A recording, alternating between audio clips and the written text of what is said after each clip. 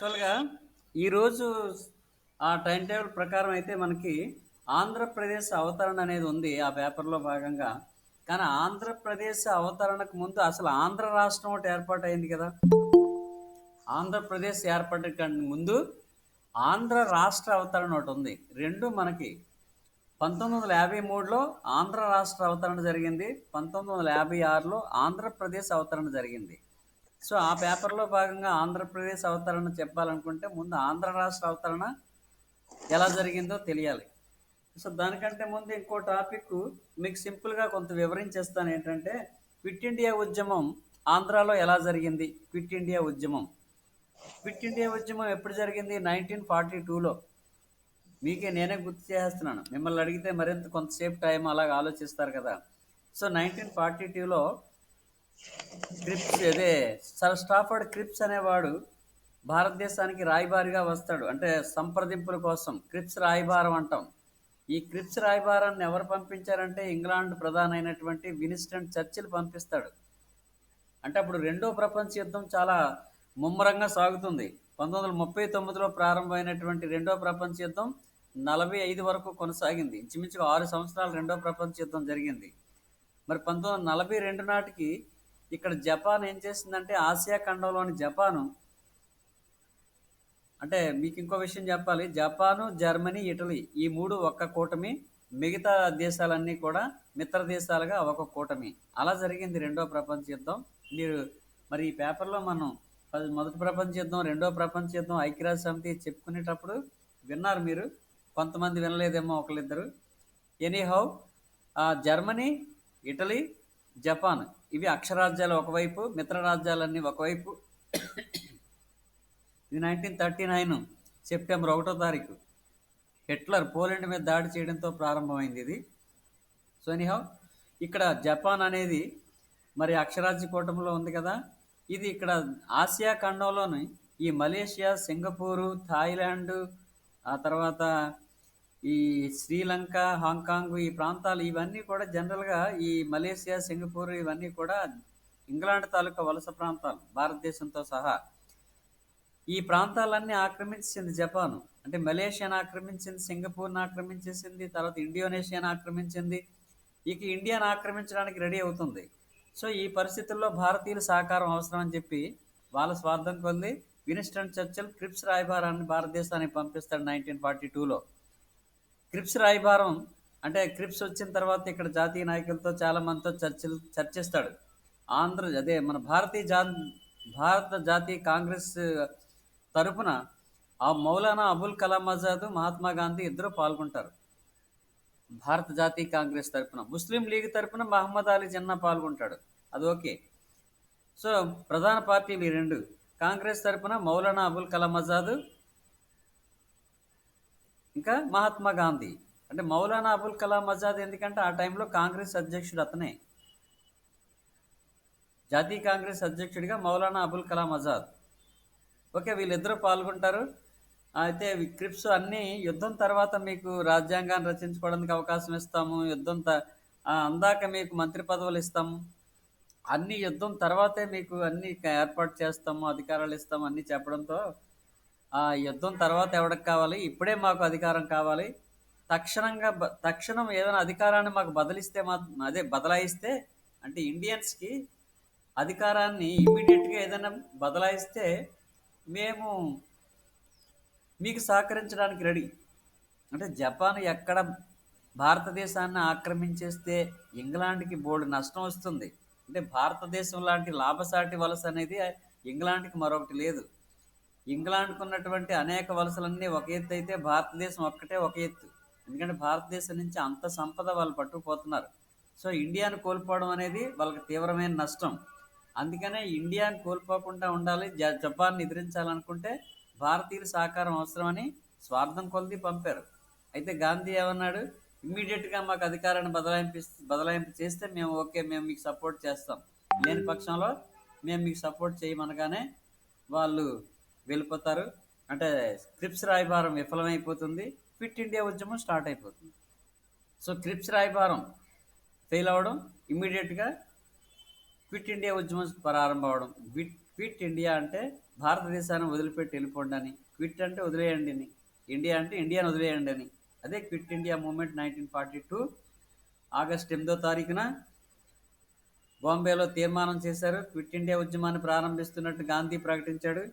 So Gandhi ప్రకటన అనంతరం ఇమీడియట్గా నాయకులందరినీ బ్రిటిష్ గవర్నమెంట్ అరెస్ట్ చేసింది. ఫ్రంట్ లైన్ నాయకులందరినీ కూడా అరెస్ట్ చేసింది. అంటే ప్రధానంగా జవహర్లాల్ నెహ్రూ లాంటి వాళ్ళు, గాంధీ, మోతీలాల్ నెహ్రూ, ఇటువంటి వాళ్ళందరినీ కూడా ఆ, అంటే ఈ ఉద్యమానికి నాయకత్వం వహించే ఫ్రంట్ లైన్ లీడర్స్ ఎవరైతే ఉంటారో వాళ్ళందరినీ కూడా బ్రిటిష్ గవర్నమెంట్ ఇమ్మీడియట్గా రాత్రి అరెస్ట్ చేసింది.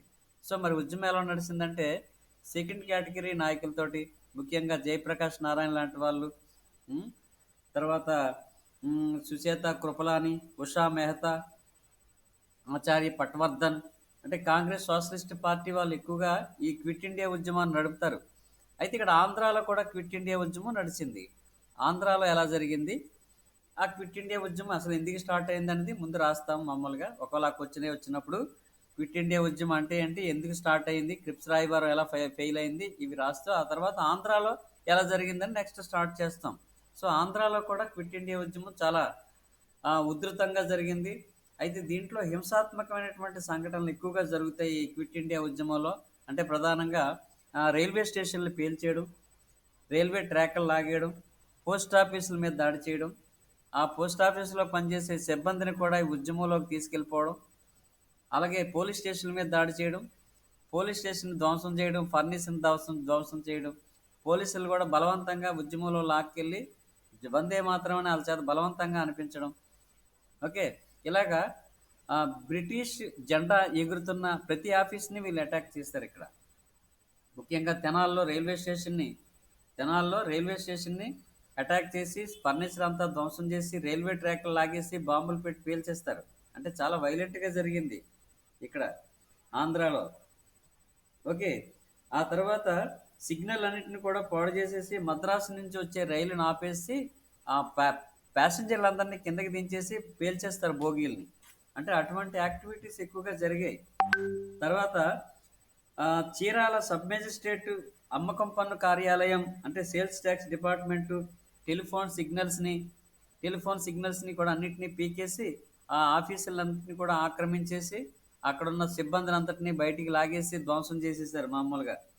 సో పోస్ట్ ఆఫీసులు, ఇతర కార్యాలయాల మీద కూడా బోల్డ్ దాడులు జరిగాయి. ఇది కళింగపట్నం, ఆకివీడు, పెంటపాడు చాలా ప్రాంతాల్లో జరిగాయి. ఇక్కడ ప్రభుత్వం కూడా అదే విధంగా అణచివేత చర్యలు పాల్పడే అనేక చోట్ల కాల్పులు జరపడం, లీడర్లందరినీ అరెస్ట్ చేసేయడం.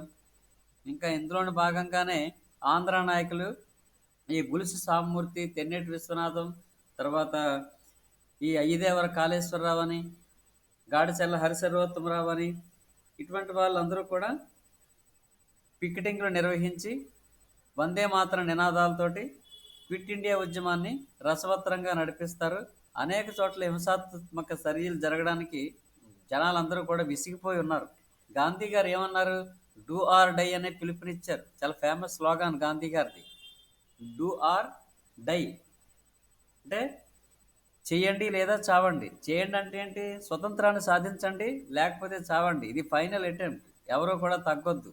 అందరూ కూడా ఈ ఉద్యమాన్ని చాలా ఉధృతంగా జరపాలి, బ్రిటిష్ ప్రభుత్వాన్ని మెడలు వంచాలి, మన స్వతంత్రాన్ని సాధించుకోవాలని అంత వైలెంట్ స్లోగాన్ గాంధీ గారు ఇచ్చారు క్విట్ ఇండియా ఉద్యమంలో.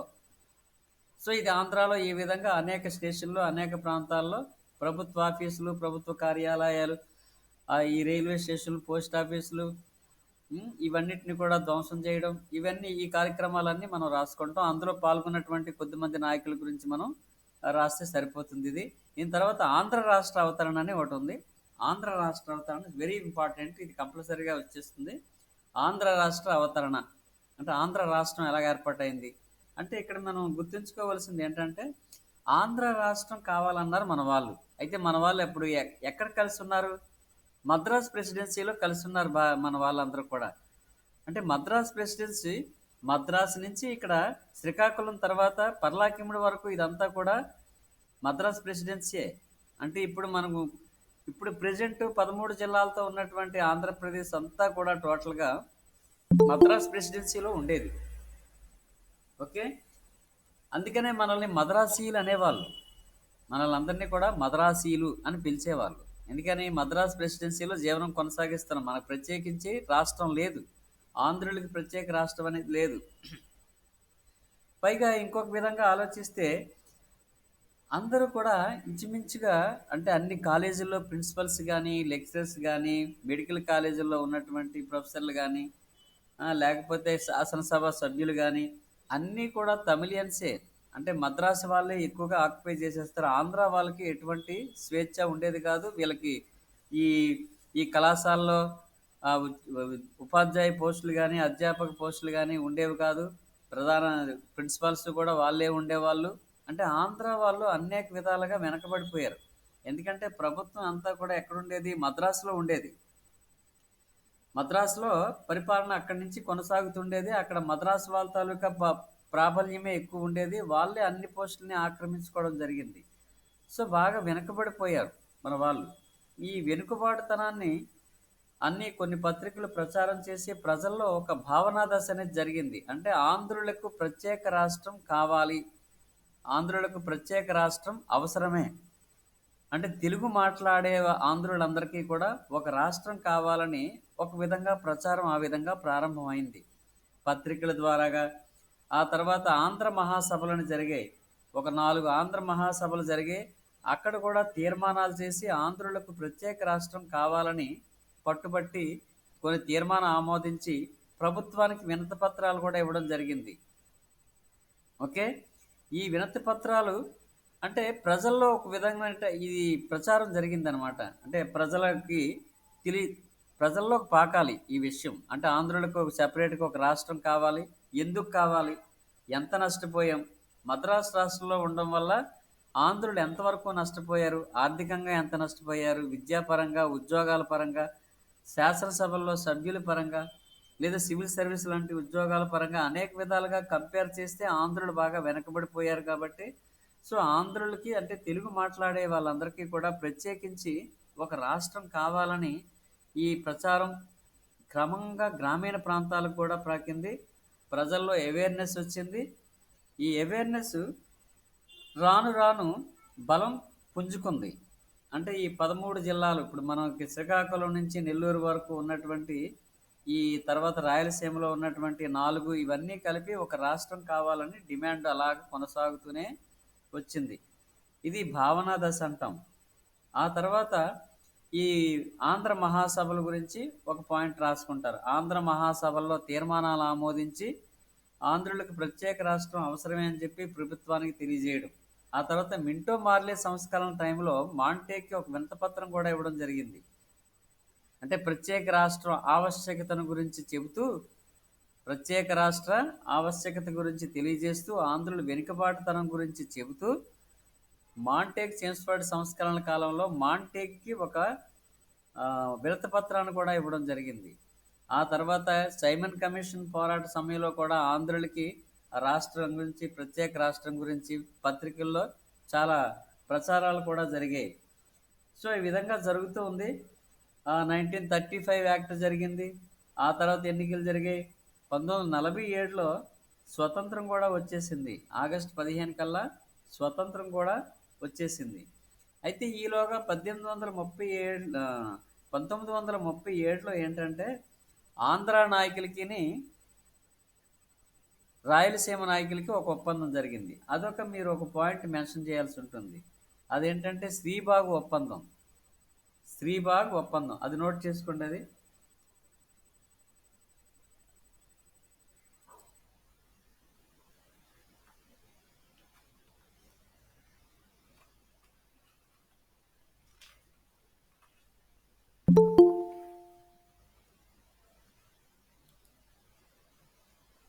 శ్రీబాగు ఒప్పందం నోట్ చేసుకున్నారు కదా.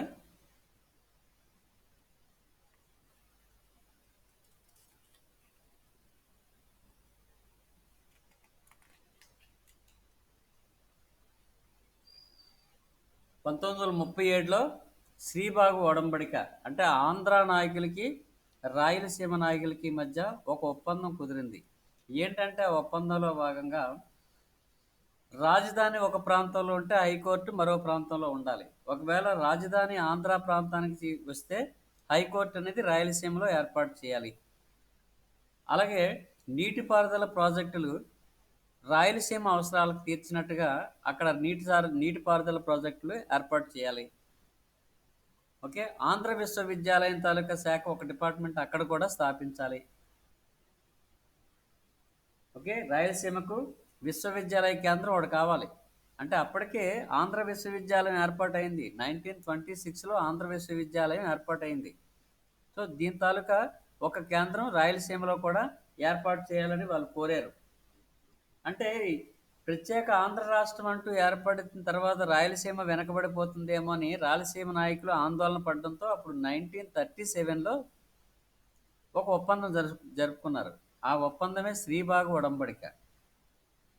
ఆ శ్రీబాగ్ ఒడంబడికలో రాజధాని గురించి, హైకోర్టు గురించి, తర్వాత ఆంధ్ర విశ్వవిద్యాలయ కేంద్రం గురించి, నీటిపారుదల ప్రాజెక్టుల గురించి ఒక ఒప్పందానికి రావడం జరిగింది. ఓకే, దాన్నే శ్రీబాగు ఒడంబడిక అని అంటారు. శ్రీబాగ్ ఒడంబడిక 1937. ఇది షార్ట్ నోట్లో కూడా అడగడానికి అవకాశం ఉంటుంది, షార్ట్ నోట్గా కూడా. ఓకే, తర్వాత మనకి 1947లో స్వతంత్రం వచ్చేసింది. జవహర్లాల్ నెహ్రూ అధ్యక్షతన అంటే ప్రధానమంత్రిగా ప్రభుత్వం ఏర్పాటైంది. ఇప్పుడు ఎలాగైనా సరే ఆంధ్రులకు ప్రత్యేక రాష్ట్రం వచ్చేస్తుంది, ఎందుకంటే బ్రిటిష్ వాళ్ళు భారతదేశం నుంచి వెళ్ళిపోయారు. మన ప్రభుత్వం ఏర్పాటైంది, మన కాంగ్రెస్ ప్రభుత్వం ఏర్పాటైంది, మనకి స్వాతంత్రం వచ్చింది. కాబట్టి ఆటోమేటిక్గా మనకి ఆంధ్ర రాష్ట్రం ఏర్పాటు అయిపోతుందని అందరూ కలలు కానీ చాలా ఆశతో, గంపెడు ఆశతో అందరూ కూడా ఎదురు చూస్తున్నారు. ఎదురు చూస్తుంటే జవహర్లాల్ నెహ్రూ తటపటాయిస్తూ ఆంధ్రుల ప్రత్యేక రాష్ట్ర నినాదాన్ని పక్కన పెట్టేసి అసలు ఈ పరిస్థితుల్లో ఆంధ్రులకు ప్రత్యేక రాష్ట్రం ఇవ్వడం సాధ్యం కాదేమో అని ప్రకటించి వీళ్ళ ఒత్తిడి భరించలేక ఒక కమిటీని వేస్తాడనమాట. అంటే ఆంధ్రులకి ప్రత్యేక రాష్ట్రం ఇవ్వడం సాధ్యమా అనే విషయం గురించి ఒక రిపోర్ట్ ఇమ్మని థార్ కమిషన్ ఏర్పాటు చేశాడు. అది నోట్ చేసుకోండి. 1948 జూన్ 17న థార్ కమిషన్ ఏర్పాటే.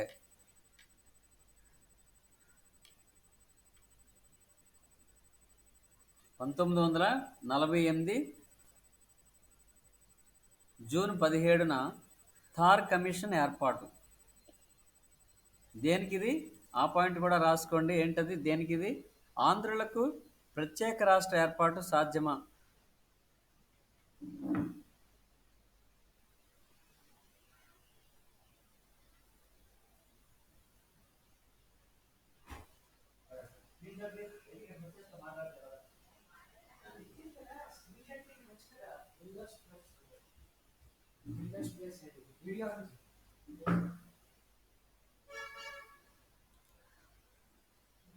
ఆ పాయింట్ రాసుకున్నారు కదా, థార్ కమిషన్ ఏర్పాటు.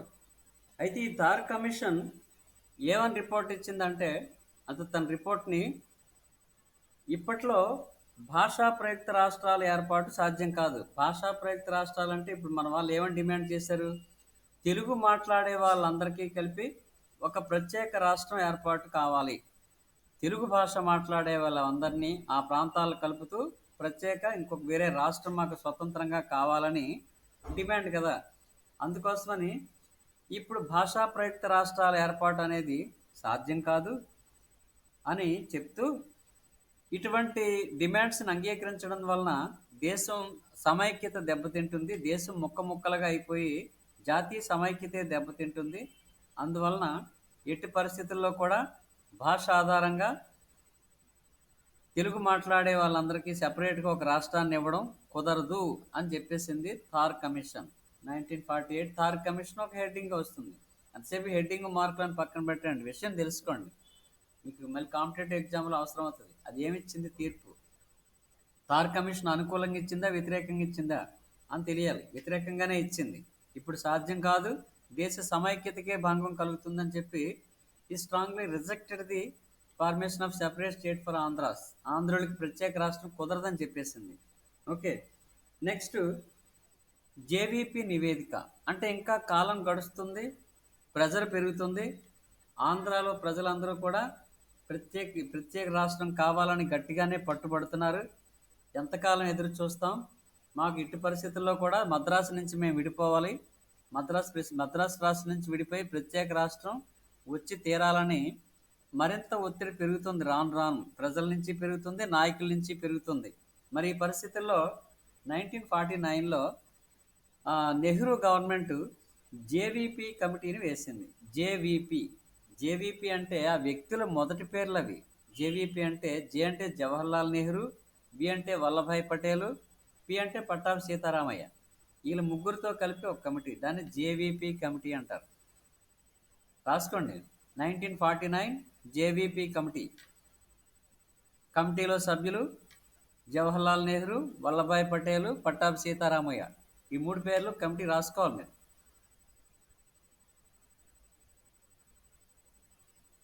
గ్రూప్ 2లో ఇదంతా సిలబస్సే. ఇప్పుడు నేను చెప్తున్న చాప్టర్లో ఎవ్రీథింగ్ అంతా కూడా గ్రూప్ 2లో కంప్లీట్ ప్యూర్ సిలబస్. ఇది 75 మార్క్స్కి.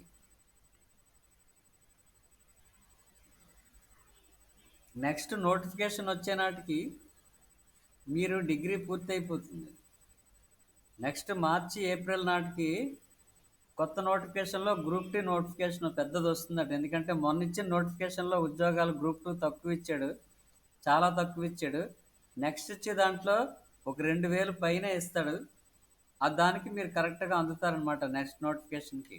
అంటే డిగ్రీ అయిపోయిన వెంటనే మీరు కోచింగ్కి వెళ్ళినా దీనికి తగ్గట్టుగా మెటీరియల్ సంపాదించుకొని మీరు చదువు స్టార్ట్ చేసి అప్పుడు కరెక్ట్గా అందుతారు కాబట్టి. So be ready for the next notification. Okay. JVP అంటే జవహర్లాల్ నెహ్రూ, వల్లభాయ్ పటేల్, పట్టాభి సీతారామయ్య, ఈ ముగ్గురితో కలిపి ఒక కమిటీని ఏర్పాటు చేశారు. అయితే ఈ కమిటీ కూడా కొంచెం తెలివిగా ఇచ్చింది రిపోర్ట్ని. ఏంటంటే ఇప్పట్లో ఈ భాషా ప్రయుక్త రాష్ట్రాలు అంటే భాష ఆధారంగా ప్రత్యేక రాష్ట్రం ఇవ్వడం కుదరదు, కానీ కుదరదని చెప్తూ కానీ అని ఒక పాయింట్ చెప్తారు. ఆంధ్రుల విషయంలో మద్రాసు నగరాన్ని వదులుకుంటే ఆంధ్రులకు ప్రత్యేక రాష్ట్రం ఏర్పాటు సాధ్యమే అని రిపోర్ట్ ఇచ్చింది. ఎలాగా? భాషా ప్రయుక్త రాష్ట్రాలు ఇప్పుడులో అసాధ్యమే, కష్టమే, అది సరైన నిర్ణయం కాదు. కానీ ఆంధ్రుల విషయంలో మద్రాసును వదులుకుంటే ఆంధ్రులకు ప్రత్యేక రాష్ట్రం అనేది అది జరుగుతుంది అని చెప్పారు. అంటే మన వాళ్ళు ఏమని అడుగుతున్నారు? మద్రాసుని మనకే ఇమ్మంటున్నారు. ఆంధ్రులకు ప్రత్యేక రాష్ట్రం ఇస్తూ మద్రాసుని కేంద్రంగా మనం ప్రత్యేక రాష్ట్రాన్ని కోరుతున్నాం, మద్రాసుని మనకే ఇమ్మని. అందుకని జేవీపీ రిపోర్ట్ ఏమిచ్చింది? మద్రాసును వదులుకుంటే ఆంధ్రులకు ప్రత్యేక రాష్ట్రం అనేది ఏర్పాటు అనేది సాధ్యమే అని రిపోర్ట్ ఇచ్చింది. అంటే 50% అనుకూలంగా 50% వ్యతిరేకంగా ఇది కనిపిస్తుంది. అంతే కదా? ఇంచుమించుగా ఆంధ్రులకు ప్రత్యేక రాష్ట్రం ఇవ్వడం సాధ్యమే అంటే మద్రాసు వదులుకుంటే సాధ్యమే అన్నది కాబట్టి మనం మద్రాసును వదులుకుంటామని చెప్తే చాలు, ఇంకా మరి మార్గం సుగమం అయినట్టే. కానీ మరి అటువంటి పరిస్థితులు వెంటనే ఏర్పడ్డాయా అంటే అది లేదు. అంటే జేవీపీ కమిటీ రిపోర్ట్ ఇచ్చింది 1949లో ఏర్పాటైంది. 49 ఎండింగ్ కల్లా అది రిపోర్ట్ ఇచ్చేసింది కానీ పూర్తిగా అనుకూలంగా లేదు. తాత్సారం జరుగుతూనే ఉంది. పార్లమెంట్లో చర్చకు వచ్చినప్పుడల్లా సరే దీన్ని పక్కన పెట్టేస్తుంటారు. ఆంధ్రుల తాలూకా ప్రత్యేక రాష్ట్ర డిమాండ్ అనేది పక్కన పెట్టేసి కాలయాపన జరుగుతూనే ఉంది. మరి ఈ కాలయాపన జరుగుతూ ఉంటే మన నుంచి వీళ్ళ నుంచి మరింత ఒత్తిడి పెరుగుతూనే ఉందన్నమాట. అప్పుడు ఈ పరిస్థితుల్లో స్వామి సీతారాం అంటే ఏంటది స్వామి సీతారాం శాస్త్రి నిరాహార దీక్ష కూర్చుంటాడు అనమాట. స్వామి సీతారాం అంటే ప్రత్యేక రాష్ట్ర సాధన కోసం స్వామి సీతారాం అతను కూడా ఆంధ్ర నుంచి ఒక ప్రముఖ దేశభక్తుడు, జాతీయ నాయకుడు స్వామి సీతారాం. ఇతను నిరాహార దీక్ష కూర్చుంటాడు. ఎవరు? 1951 ఆగస్టు 15న. అది రాసుకోండి, 1951 ఆగస్టు 15న స్వామి సీతారాం నిరాహార దీక్ష.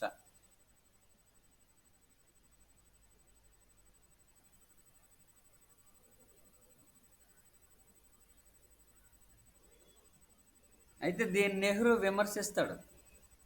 ఈ నిరాహార దీక్షని నెహ్రూ కొట్టిపారేస్తాడు. ఇది సరైన సమయం కాదు, సరైన నిర్ణయం కాదని. శాంతియుత వాతావరణంలో ఈ సమస్య పరిష్కారానికి హామీ ఇవ్వడంతో అంటే ఏమంటాడు, ఇంకో ప్రకటన చేస్తాడు నెహ్రూ. శాంతియుత వాతావరణంలో అంటే ఇప్పుడు నిరాహార దీక్ష కూర్చోవడం, ప్రజలందరూ ఆందోళనకు దిగడం, హింసాత్మక మార్గాల వైపు వెళ్తుంది కాబట్టి ఈ పరిస్థితుల్లో ఆంధ్రులకు ప్రత్యేక రాష్ట్రం అనేది ఇప్పుడు సాధ్యం కాదు. కానీ శాంతియుత వాతావరణంలో ప్రత్యేక రాష్ట్ర ఏర్పాటు గురించి హామీ ఇస్తాడు జవహర్లాల్ నెహ్రూ. ఎప్పుడైతే ఈ హామీ ఇచ్చాడో స్వామి సీతారాం నిరాహార దీక్షను విరమించుకుంటాడు. అంటే పొట్టి శ్రీరాములు నిరాహార దీక్షకు ముందు స్వామి సీతారాం కూడా నిరాహార దీక్ష చేశాడు. అది మీకు తెలియాలి. అసలు ఆంధ్ర రాష్ట్ర ఏర్పాటుకి చివరిగా పొట్టి శ్రీరాములు నిరాహార దీక్షే కదా ప్రధానం. అతను నిరాహార దీక్షతోటే ఆంధ్ర రాష్ట్ర అవతరణ సాధ్యపడింది. అంటే అతనికంటే ముందే స్వామి సీతారాం నిరాహార దీక్ష ఇప్పుడు 1951 ఆగస్టు 15న నిరాహార దీక్ష చేశాడు. అయితే నెహ్రూ హామీ ఇవ్వడంతో అంటే శాంతియుత వాతావరణంలో పరిశీలిస్తానని హామీ ఇవ్వడంతో విరమించుకున్నాడు. ఓకే, నెక్స్ట్ పొట్టి శ్రీరాములు నిరాహార దీక్ష. పొట్టి శ్రీరాములు గాంధీ అనుయాయుడు, అహింసావాది. గాంధీతో పాటు అనేక ఉద్యమాల్లో పాల్గొంటాడు. గాంధీకి ఫాలో అవరు, శాంతి కాముకుడు, అహింస సిద్ధాంతం మీద సత్యాగ్రహం మీద నమ్మకం ఉన్న వ్యక్తి. ఆంధ్ర ప్రాంతం నుంచి పొట్టి శ్రీరాములు మహాత్మా గాంధీకి ప్రధాన శిష్యుడు అని చెప్పుకోవచ్చు. ఇతను స్వతంత్రోద్యమంలో చాలా కార్యక్రమాల్లో విరివిగా పాల్గొంటాడు. అంటే నార్త్ ఇండియాలో జరుగుతున్నటువంటి కాంగ్రెస్ ఉద్యమాల్లో కూడా అనేక సందర్భాల్లో గాంధీకి అనుచరుడిగా అనేక ఉద్యమాల్లో పాల్గొని ఆంధ్ర ప్రాంతానికి వన్నె తెచ్చినటువంటి వ్యక్తి పొట్టి శ్రీరాములు.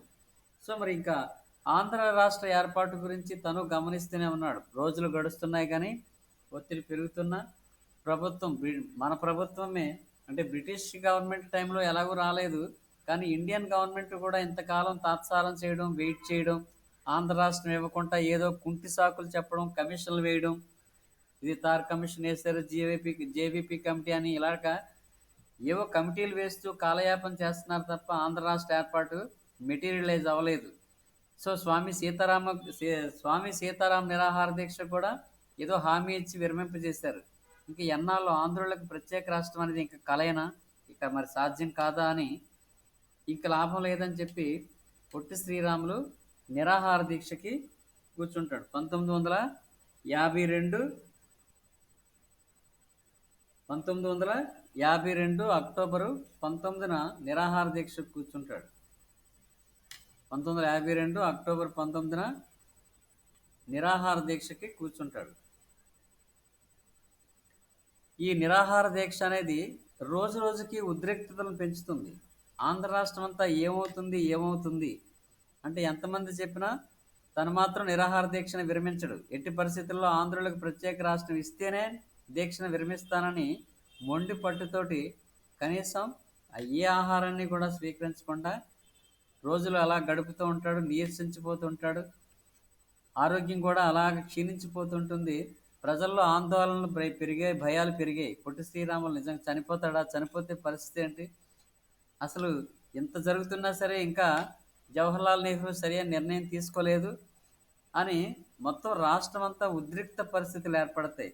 చివరికి డిసెంబర్ 15వ తారీఖున పొట్టి శ్రీరాములు మరణిస్తాడు. పొట్టి శ్రీరాములు ఎప్పుడైతే మరణించాడో ఆంధ్ర రాష్ట్రం అంతా ఒక్కసారిగా భగ్గుమంటుంది.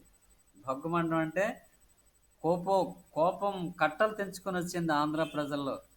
అన్ని ప్రాంతాల్లో ప్రజలందరూ కూడా ఒక్కసారిగా ఊగిపోయారు. ఇంత ఘోరం, ఇంత అన్యాయం. పొట్టి శ్రీరాములు ఆంధ్రుల కోసం ప్రాణత్యాగమే చేశాడు. అసలు బ్రిటిష్ గవర్నమెంట్ కంటే దారుణంగా ఉంది భారతీయ గవర్నమెంట్. సో ఇది చాలా అన్యాయం అని చెప్పి ఎక్కడ పడితే అక్కడ విద్యార్థులు, మామూలు సాధారణ ప్రజలు అందరూ కూడా పెద్ద ఉద్యమాన్ని నడిపి రాష్ట్ర వ్యాప్తంగా అనేక ప్రభుత్వ ఆస్తుల్ని ధ్వంసం చేశారు. ఎక్కడ ప్రభుత్వ ఆస్తులు కనపడినా వాటిని తగలబెట్టేశారు. అంటే రాష్ట్రం అంతా అగ్నిగుండంగా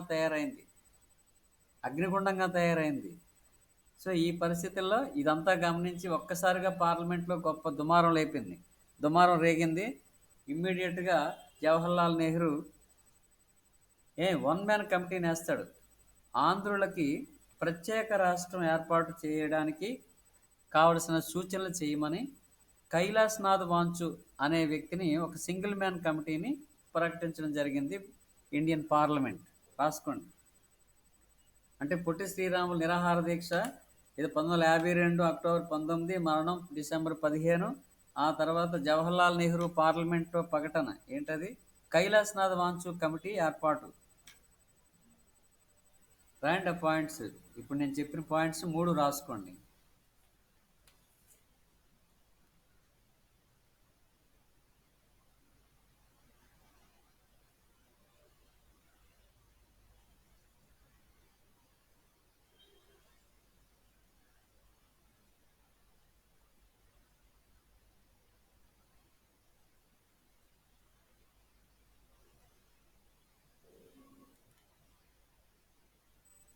రాశారు కదా?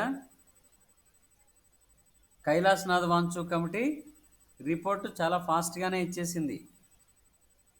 అంటే 1953 ఫిబ్రవరి నాటికి ఇచ్చేసింది. కైలాసనాథ్ వాంచు కమిటీ ఏమని ఇచ్చింది? శ్రీకాకుళం నుంచి నెల్లూరు వరకు, రాయలసీమలో కడప, కర్నూలు, అనంతపురం, బళ్ళారి.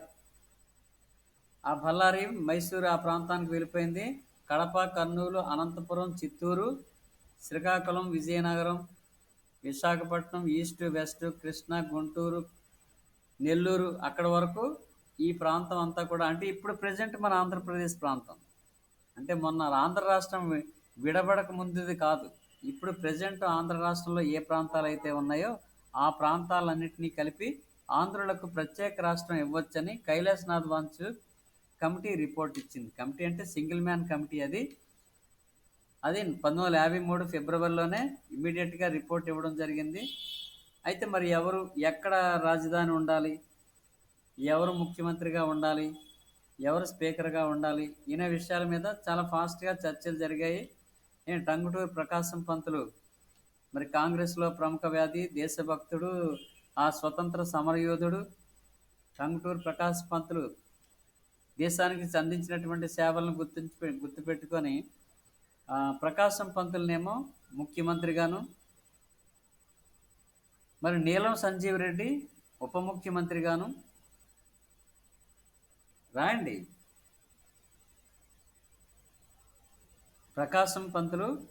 టంగుటూరి ప్రకాశం పంతులు ముఖ్యమంత్రిగాను, నీలం సంజీవ్ రెడ్డి ఉప ముఖ్యమంత్రిగాను, సీఎం త్రివేది గవర్నర్గాను,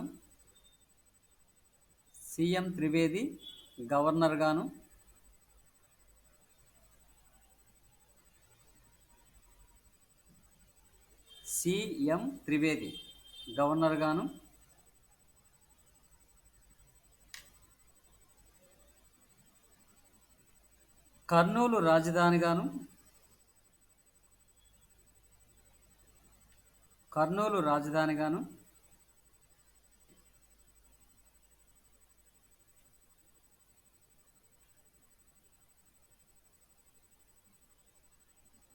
1953 అక్టోబర్ 1వ తారీఖున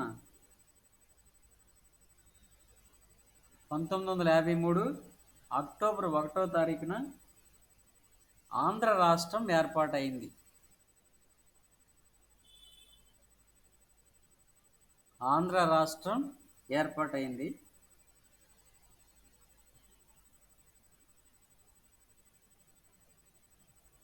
ఆంధ్ర రాష్ట్రం ఏర్పాటుకి జవహర్లాల్ నెహ్రూ ప్రారంభోత్సవం చేశాడు.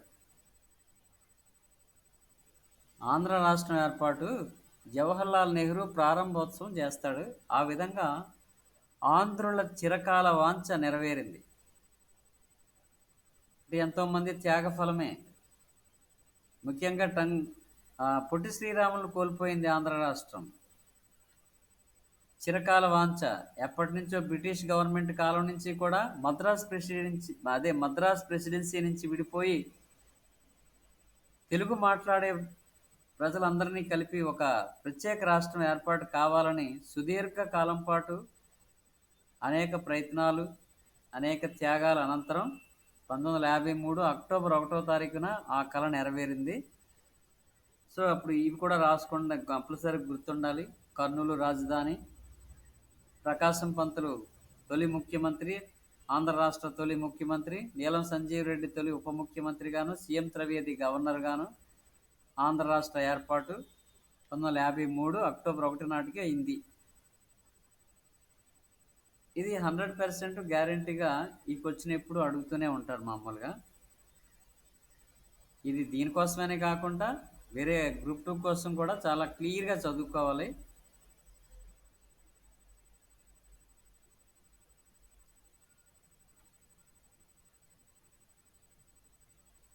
అయితే దీని తర్వాత మనం ఈ నెక్స్ట్ పేపర్లో భాగంగా ఏంటంటే ఆంధ్రప్రదేశ్ ఏర్పాటుతో ప్రారంభమవుతుంది. అంటే ఆంధ్రప్రదేశ్ సమకాలీన సమస్యలు, సమకాలీన ఆంధ్రప్రదేశ్, ఇది కూడా గ్రూప్ 2లో ఒక మంచి సిలబస్. ఇది సమకాలీన ఆంధ్రప్రదేశ్లో ఎదుర్కొంటున్న సమస్యలు ఏంటో దాంట్లో భాగంగా ప్రారంభంలో ఏంటంటే ఆంధ్రప్రదేశ్ ఎలా ఏర్పాటైంది. ఇప్పుడు 1953లో ఆంధ్ర రాష్ట్రం ఏర్పాటైంది. 1956 నవంబర్ 1న ఆంధ్రప్రదేశ్ ఏర్పాటైంది కదా.